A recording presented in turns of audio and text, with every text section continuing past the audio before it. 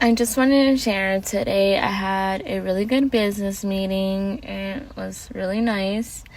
And I treated myself with empanadas. I fucking love empanadas. Treat yourself today with something. Even if it just means that you wash the dishes and you've been starting to wash those motherfucking dishes. Watch your episode you've been wanting to watch or whatever. And I got 2 empanadas and I gave the other one away, which is not something I would do, but I was guided to. So I killed 2 birds with 1 milestone. However you say it.